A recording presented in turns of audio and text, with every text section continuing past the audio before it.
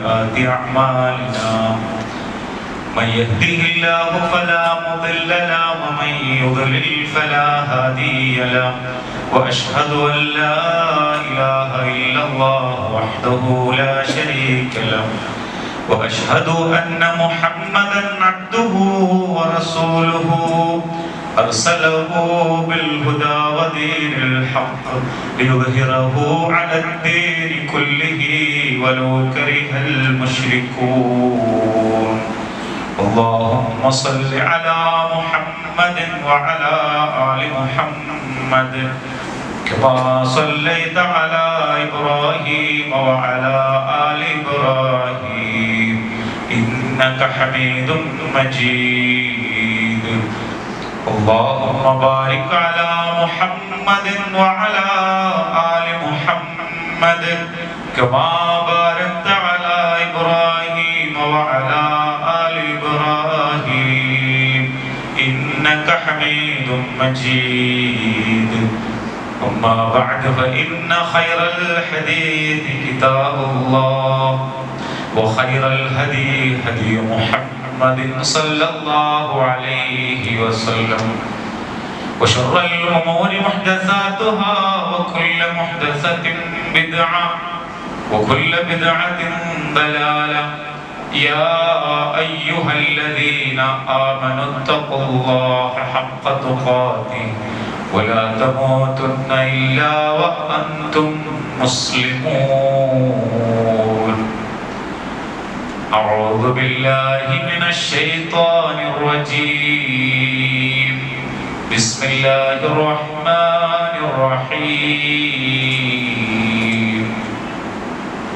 لا تسجدوا للشمس ولا للقمر واسجدوا لله الذي خلقهن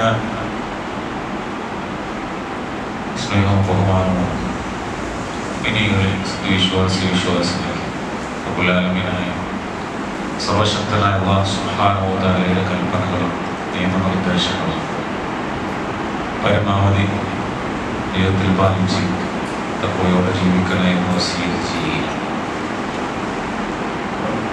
ഒരു വിശ്വാസിയെ സംബന്ധിച്ചിടത്തോളം തൻ്റെ വിശ്വാസത്തിൻ്റെ ഈമാനിൻ്റെ ആദർശത്തിൻ്റെ വിശുദ്ധി സംരക്ഷിക്കുകയും കാത്തു സൂക്ഷിക്കുകയും ചെയ്യേണ്ടത് അയാളുടെ നിർബന്ധമായ ബാധ്യതയാണ്. അറിവില്ലായ്മ കൊണ്ടോ സാമൂഹിക സാഹചര്യങ്ങളിൽ രാഷ്ട്രീയമായോ സാമൂഹികമായോ ഒക്കെയുള്ള സമ്മർദ്ദങ്ങൾക്ക് വഴങ്ങിയോ അല്ലെങ്കിൽ ആശയപരമായ അവ്യക്തതകളൊക്കെ കാരണമായിക്കൊണ്ട് തൗഹീദിന് വിരുദ്ധമായിട്ടുള്ള കാര്യങ്ങൾ അറിയാതെ ചെയ്തു പോകാൻ ഇടയായേക്കും. പ്രത്യേകിച്ച് മതേതരമായ ഒരു രാഷ്ട്രീയ സാമൂഹിക ചുറ്റുപാടിൽ ജീവിക്കുന്ന നമ്മൾ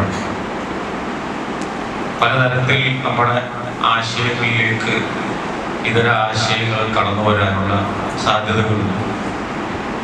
സാംസ്കാരികമായ അധിനിവേശത്തിലൂടെയാണ് അഥവാ ആഘോഷങ്ങൾ വഴിയാണ് കൂടുതലായും ഇത്തരത്തിലുള്ള ഇസ്ലാമിക വിരുദ്ധമായിട്ടുള്ള വിശിഷ്യ തൗഹീദിന് വിരുദ്ധമായിട്ടുള്ള ചടങ്ങുകളും മറ്റുമൊക്കെ നമ്മുടെ ഇതിലേക്ക് കടന്നു വരുന്നു. ഇത് സ്കൂളുകളിൽ, ഓഫീസുകളിൽ, തൊഴിലിടങ്ങളിലുമൊക്കെ സാംസ്കാരിക പരിപാടി എന്ന് പറഞ്ഞുകൊണ്ടാണ് പലപ്പോഴും അത്തരത്തിലുള്ള ആചാരങ്ങൾക്ക് വഴങ്ങി കൊടുക്കേണ്ടി വരുന്നു. കലയുടെയും സാഹിത്യത്തിൻ്റെയും ഒക്കെ പേരിൽ, അതുപോലെ തന്നെ ഭരണഘടനയുടെ പ്രത്യയശാസ്ത്രത്തിൻ്റെ പേരിൽ വ്യക്തിപരമായിട്ടുള്ള ആരാധന, പേഴ്സണാലിറ്റി കൾട്ടിൻ്റെ ഒക്കെ അടിസ്ഥാനത്തിലും, അതുപോലെ തന്നെ പലപ്പോഴും മോട്ടിവേഷൻ എന്നതും ഇത് വലിയ തരത്തിലും വ്യതിയാനങ്ങൾക്ക് അഥവാ സക്സസിന്, വിജയത്തെ ഒരു വലിയ ജീവിതത്തിന് അന്തിമ ലക്ഷ്യമാക്കിക്കൊണ്ട് പണം, കരിയർ, പ്രശസ്തി, അധികാരം എന്നതൊക്കെ ജീവിതത്തിന്റെ അന്തിമ ലക്ഷ്യമായി ആളുകളിലേക്ക് അവതരിപ്പിക്കപ്പെടുന്ന, അല്ലെങ്കിൽ പണം, ജോലി, ലൈക്ക്, ഫോളോവേഴ്സ്, വ്യൂവേഴ്സ്, ഇതൊക്കെ ജീവിത ലക്ഷ്യമായി മാറുമ്പോൾ അതൊക്കെ തന്നെ ദുനിയാവിൽ പരിമിതപ്പെട്ടു പോകുന്നത് കൊണ്ട് തന്നെ തൗഹീദിൽ നിന്ന് വ്യതിചലിക്കപ്പെടാനുള്ള സാധ്യത. ശാസ്ത്രത്തെ അന്തിമമായി എന്തിനും ശാസ്ത്രീയമായിട്ടുള്ളൊരു വ്യാഖ്യാനവും അടിത്തറയുണ്ടായാൽ വിശ്വസിക്കൂ എന്ന് പറയുമ്പോൾ അവിടെ ശാസ്ത്രത്തെ അള്ളാഹുവിന്റെ ദൈവത്തിന്റെ സ്ഥാനത്ത് പ്രതിഷ്ഠിക്കണം. അല്ലെങ്കിൽ തന്റെ യുക്തിക്കും ബുദ്ധിക്കും കൂടി അതിനെ ഉൾക്കൊള്ളാനാകണമെന്ന യുക്തിയെ, ലോജിക്കിനെ അത്തരത്തിൽ ഒരു ആശയമായി കാണുന്ന അവസ്ഥ. ഇങ്ങനെ പലതരത്തിലും നമ്മളിലേക്ക് ആരാധനയിൽ നേർക്കുനേരെയുള്ള രൂപത്തിലോ അല്ലാതെയും ഒക്കെ ശിർക്ക്, തൗഹീദിന് വിരുദ്ധമായ ആശയങ്ങൾ കടന്നു വരാനുള്ള നിരവധി സാധ്യതകളും സാഹചര്യങ്ങളും ഉണ്ട് എന്നുള്ളതും അതിൻ്റെയൊക്കെ അപകടവും വ്യാപ്തിയും തിരിച്ചറിയുക എന്നുള്ളതാണ് ഈ കാലഘട്ടത്തിൽ നമ്മളൊക്കെ ഏറെ ജാഗ്രത പാലിക്കേണ്ട ഒരു കാര്യം. ഇന്നിപ്പോ നമുക്കറിയാം, നാളെ നമ്മുടെ രാജ്യം മറ്റൊരു സ്വാതന്ത്ര്യ ദിനാഘോഷത്തിന് വേണ്ടിയുള്ള അതിന്റെ ആഹ്ലാദവും സന്തോഷവും ഒക്കെ ആയിക്കൊണ്ടുള്ള മുന്നൊരുക്കങ്ങൾ നടത്തിക്കൊണ്ടിരിക്കുന്നു.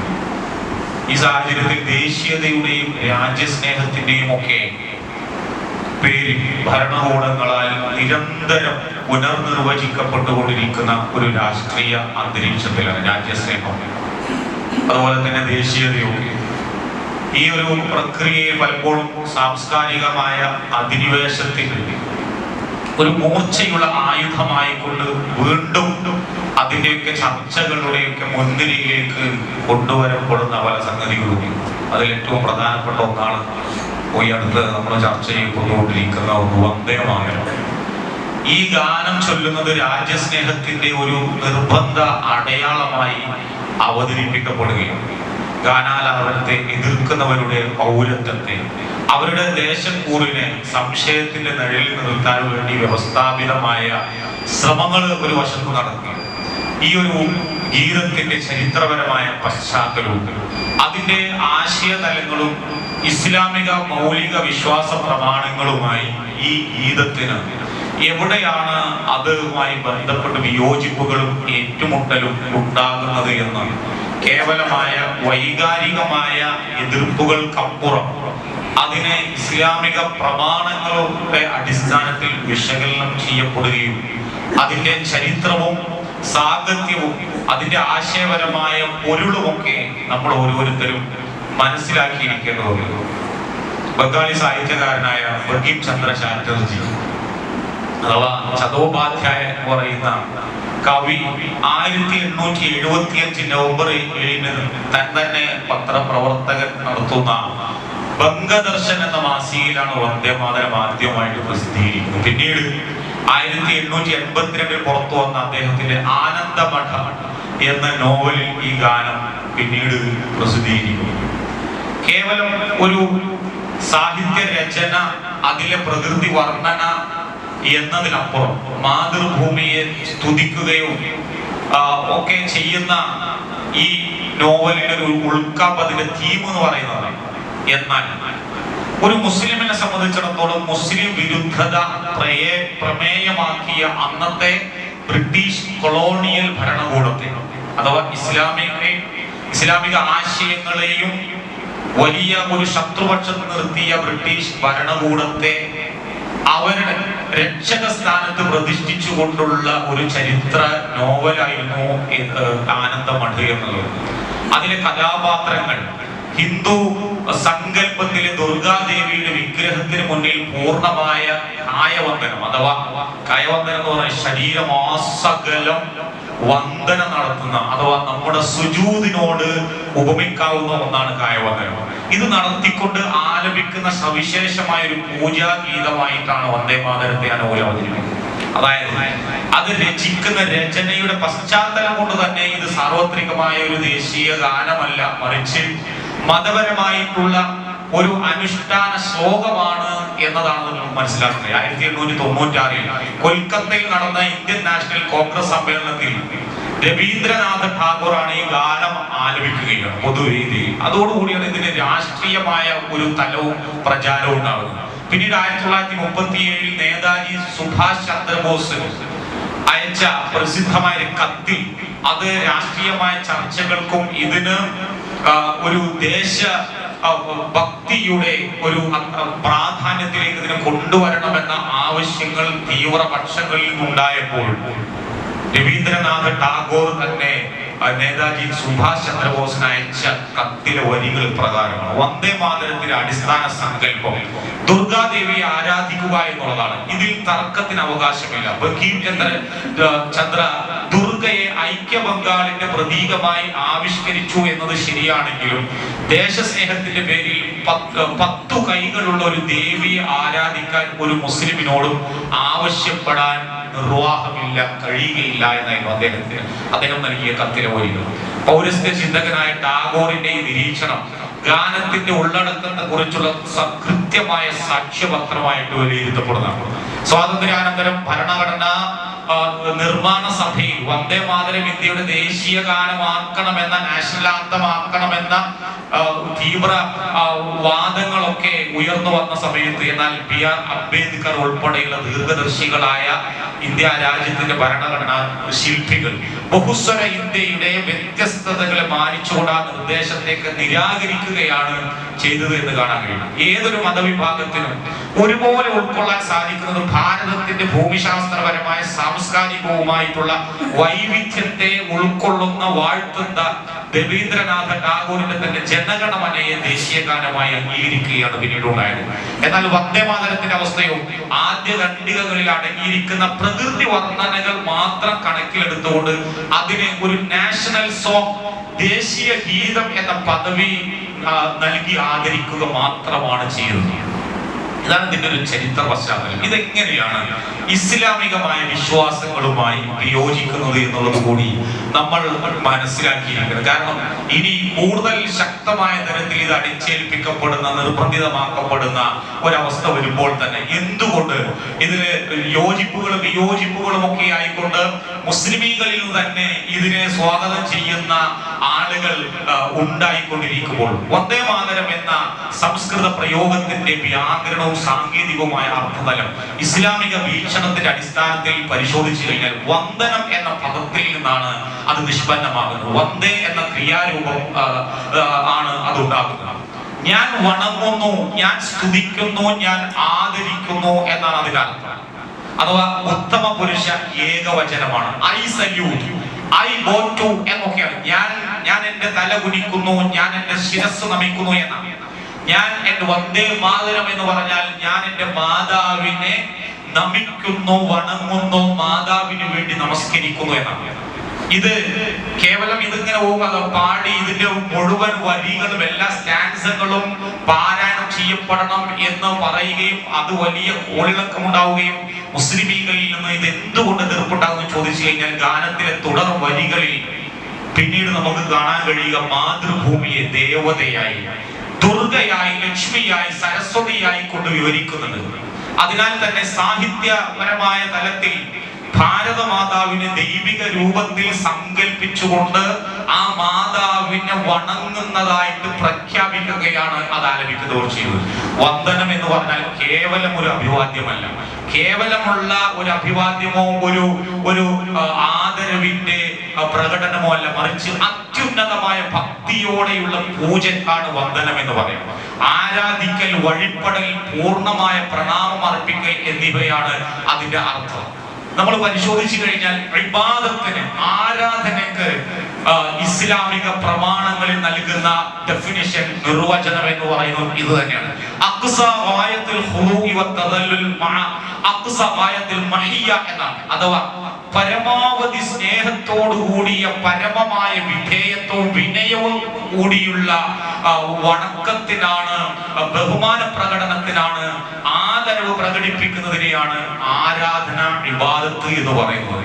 ഇത് തന്നെയാണ് ഇബാദത്തിന്റെ നേർക്കുനേരെയുള്ള ആശയമായി, അർത്ഥമായിട്ട് വന്ദനത്തെ കാണാൻ കഴിയും. അഥവാ സുജൂദ് പോലെയുള്ള പൂർണ്ണമായ ഒരു കായവന്ദനം അഥവാ സാഷ്ടാംഗ പ്രണാമം എന്നുള്ളതാണ് നമുക്കതിൽ നിന്ന് മനസ്സിലാക്കുകയും. ഹിന്ദു പുരാണ സംസ്കാരത്തിൽ ദേവീ ദേവന്മാരുടെ ആരാധനക്കാണ് വന്ദനം എന്ന് ഉപയോഗിക്കുന്നത്.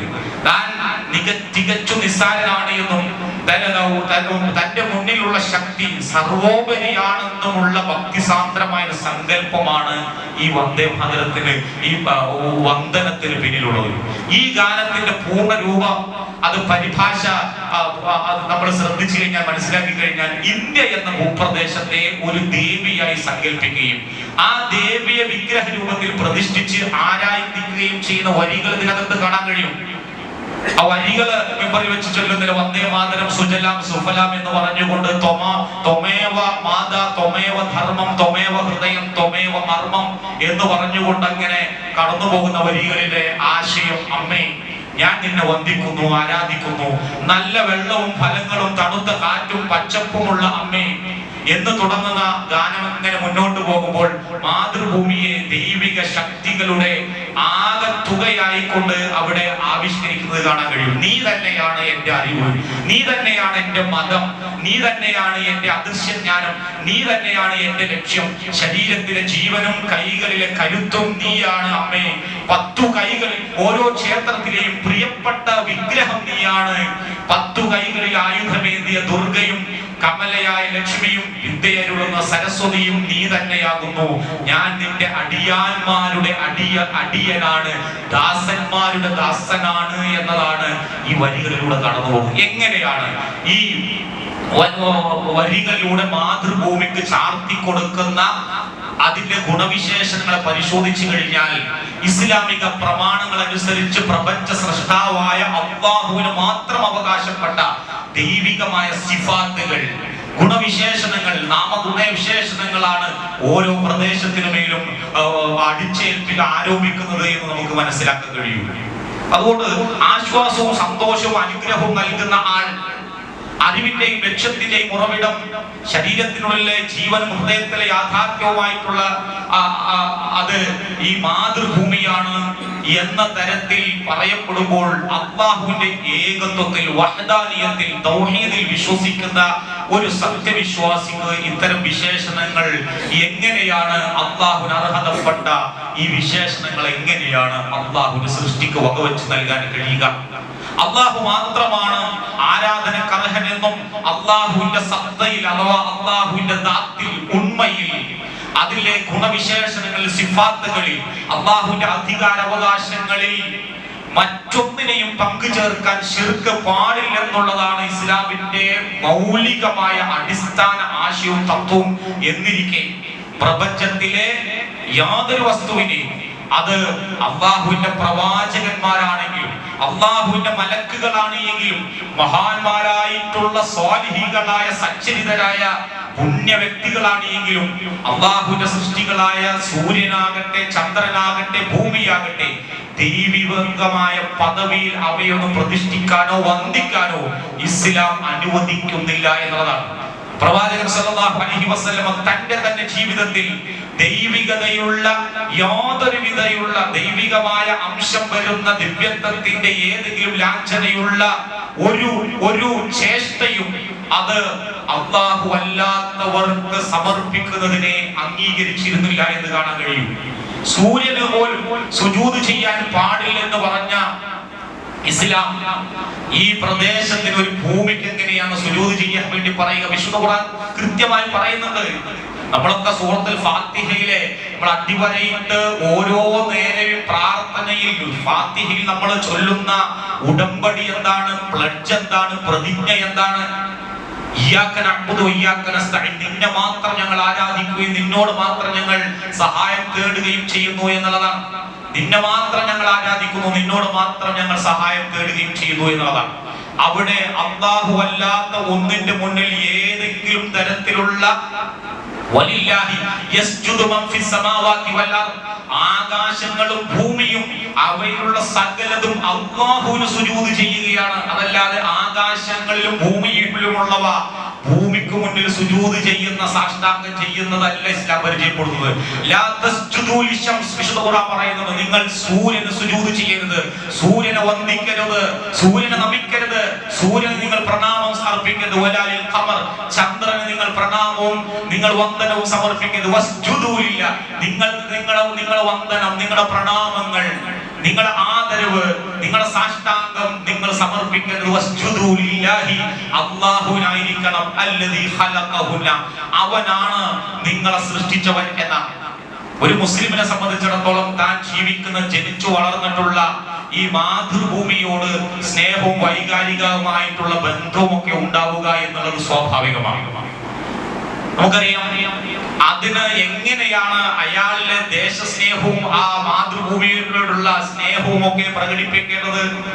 റസൂലുള്ളാഹി സ്വല്ലല്ലാഹു അലൈഹി വസല്ലമക്ക് മക്കയോട് സ്നേഹമുണ്ടായിരുന്നു. ഹിജ്റ ചെയ്യുമ്പോൾ മക്കയെന്ന് പറയുന്നതായിട്ട് പ്രസ്താവിച്ചതായിട്ട് കാണാൻ കഴിയും. എന്റെ ജനങ്ങൾ എന്നെ ഒന്ന് ആട്ടി പുറത്താക്കിയിട്ടില്ലായിരുന്നുവെങ്കിൽ മക്കയെ നിന്നെ വിട്ട് ഞാൻ പോകില്ലായിരുന്നു എന്ന് റസൂലുള്ളാഹി സ്വല്ലല്ലാഹു അലൈഹി വസല്ലമ സങ്കടത്തോടു കൂടി പറയുന്നത് കാണാൻ കഴിയും. ഇവിടെ പ്രധാനമായിട്ടുള്ള ഒരു വിഭജന രേഖ നമ്മൾ തിരിച്ചറിയേണ്ടതുണ്ട്. അഥവാ രാജ്യത്തോടുള്ള സ്നേഹം, ലവ് ഓഫ് ദ കൺട്രിയും രാജ്യത്തോടുള്ള ആരാധനയും, വേർഷിപ്പ് ഓഫ് ദ കൺട്രിയും തമ്മിലുള്ള വ്യത്യാസം മനസ്സിലാക്കാൻ നമുക്ക് കഴിയണം. ഒരു മുസ്ലിം രാജ്യത്തെ സ്നേഹിക്കുന്നു, എന്നാൽ ആരാധിക്കുന്നത് ആ രാജ്യത്തിന്റെ, ആ ഭൂമിയുടെ ഉടമസ്ഥനായ രക്ഷിതാവായ അല്ലാഹുവിനെയാണ്. വികാരത്തെക്കാളേറെ ഇസ്ലാമിൽ പ്രധാനം വിശ്വാസത്തിന്റെ, ആദർശത്തിന്റെ, തൗഹീദിന്റെ വിശുദ്ധി കാത്തു സൂക്ഷിക്കുന്നതിനാണ് എന്നുള്ളത് കൊണ്ട് തന്നെ ഒരു വിശ്വാസിയെ സംബന്ധിച്ച് നമുക്കറിയാം, സൂറത്തുൽ ഖുറൈശ്, ഖുറൈശികളുടെ ഒരു അംഗീകാരമായി കൊണ്ട് വിശുദ്ധ ഖുർആൻ പരാമർശിക്കുന്ന ലീലാഫി ഖുറൈശിൻ ലീലാഫിഹിം റിഹ്ലത്തശ്ശിതാഇ വസ്സൈഫ് എന്ന് പറഞ്ഞുകൊണ്ട് ഖുറൈശികൾക്ക് അല്ലാഹു നൽകിയ സ്ഥാനവും ആദരവും അംഗീകാരവും എടുത്തു പറഞ്ഞുകൊണ്ട് ആ ഭൂമി അഥവാ ഹാദൽ ബലദിൽ അബി, നിർഭയമായിട്ടുള്ള ആ പുണ്യഗേഹമടങ്ങുന്ന, കഅബാലയമടങ്ങുന്ന ഹറമിനെയും അതിന്റെ പരിസരവും ഇത്രമേൽ ആദരിക്കപ്പെടുന്ന ഭൂമി, വിശുദ്ധ ഖുർആൻ പരിചയപ്പെടുത്തുന്ന ആ നിർഭയത്വത്തിന്റെ ആ രാജ്യം, ആ രാജ്യത്ത് നിങ്ങൾ ജീവിക്കുകയും അതുകൊണ്ട് നിങ്ങൾ ഉപജീവനം നടത്തി പോവുകയും ചെയ്യുന്നത് കൊണ്ട് ഖുറൈശികളെ നിങ്ങൾ എന്ത് ചെയ്യണം? നിങ്ങൾ ആ ഭൂമിയെ അങ്ങേയറ്റം ആദരിക്കണം, വണങ്ങണം, പ്രണമിക്കണം എന്നല്ല പറയുന്നത്. അല്ലാഹു തആല പറഞ്ഞു ഫൽയഅ്ബുദു റബ്ബ ഹാദൽ ബൈത്ത്, ഈ ഭവനത്തിന്റെ, ഈ നാടിന്റെ റബ്ബിനെ ആരാധിക്കുകയാണ് നിങ്ങൾ ചെയ്യേണ്ടത് എന്നുള്ളതാണ്. ഫൽയഅ്ബുദു റബ്ബ ഹാദൽ ബൈത്ത് അല്ലദീ അത്അമഹു മിൻ ജൂഇൻ വആമനഹു മിൻ ഖൗഫ്, നിങ്ങൾക്ക് ഭയത്തിന് പകരം നിർഭയത്വവും, നിങ്ങൾക്ക് വിശപ്പിന് പകരം നിങ്ങൾക്ക് ആഹാരവും നൽകിയ ഈ ഭവനത്തിന്റെ റബ്ബിനെ നിങ്ങൾ ആരാധിക്കുകയാണ് വേണ്ടത് എന്നുള്ളതാണ്. അതുകൊണ്ട് പിന്നീട് ചരിത്രത്തിൽ നടന്ന സംഭവങ്ങളൊക്കെ, അതിന്റെ ചരിത്രപരമായ പശ്ചാത്തലമൊക്കെ പരിശോധിച്ചു കഴിഞ്ഞാൽ ഈ വന്ദേമാതരം കടന്നു വരുന്നതിന് മുമ്പ് തന്നെ മുസ്ലിമീങ്ങളാണ് ആദ്യമായിട്ട് പിന്നീട് മുസ്ലിങ്ങളെ ബ്രിട്ടീഷ് സാമ്രാജ്യത്തിന്റെ അധിനിവേശത്തിനെതിരെ പടപൊരുതാൻ വേണ്ടി, ജിഹാദ് നടത്താൻ വേണ്ടി ആഹ്വാനം ചെയ്യുകയും അതിനുള്ള ഫത്വ പുറപ്പെടുവിക്കുകയും ചെയ്യുന്നത് 1850കളിലാണ്. അത് കഴിഞ്ഞ് 20ലേറെ വർഷങ്ങൾ കഴിഞ്ഞിട്ടാണ് പിന്നീട് ഈ ഗീതം രചിക്കപ്പെടുന്നത്. അഥവാ ഈ ഗീതത്തിൽ നിന്ന് ആവേശം ഉൾക്കൊണ്ടുകൊണ്ട് മാത്രമല്ല ഈ ദേശത്തുള്ള, രാജ്യത്തുള്ള ആളുകൾ ദേശസ്നേഹം പ്രകടിപ്പിച്ചു തുടങ്ങിയത് എന്ന് കാണാൻ കഴിയും.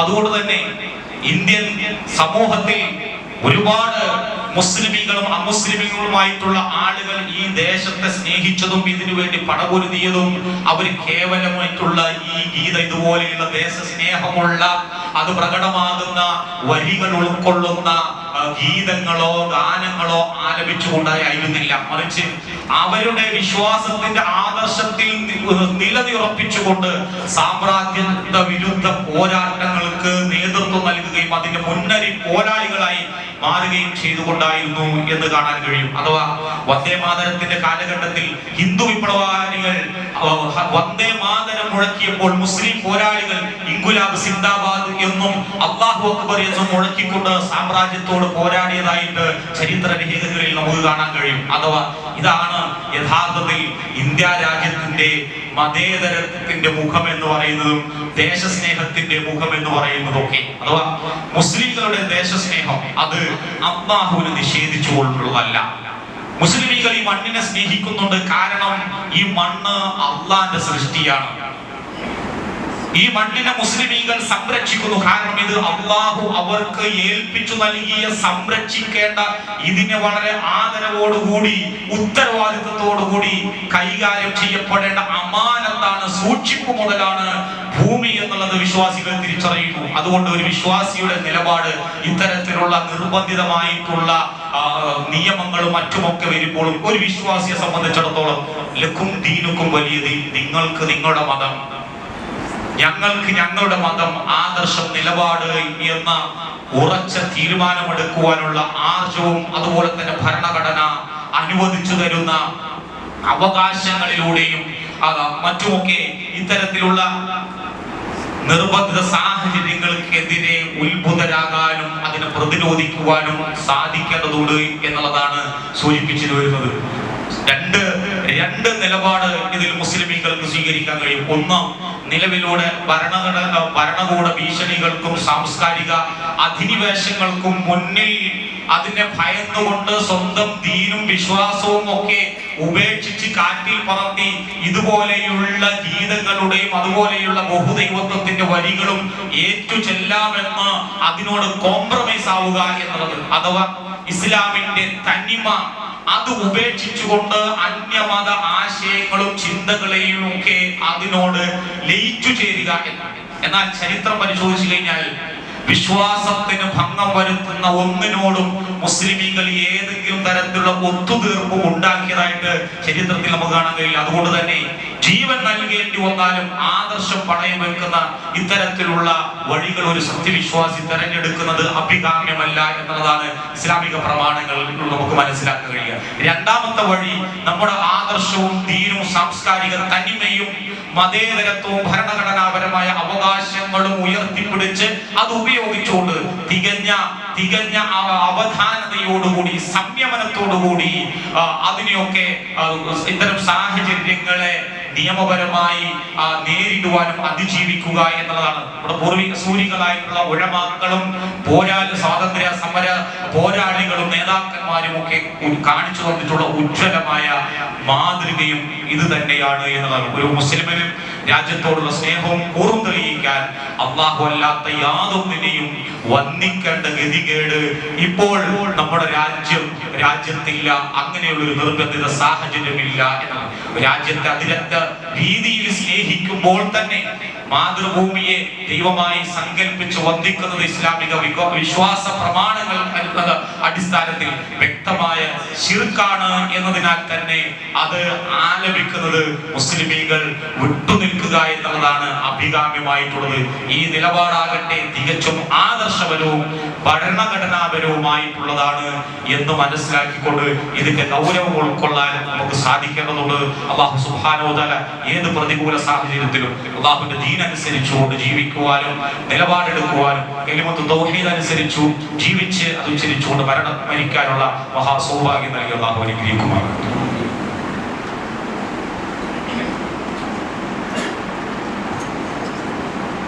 അൽഹംദുലില്ലാഹ് വസ്സലാത്തു വസ്സലാമു അലാ റസൂലിൽ അമീൻ വഅലാ ആലിഹി വസഹ്ബിഹി അജ്മഈൻ. അമ്മാ ബഅദ്.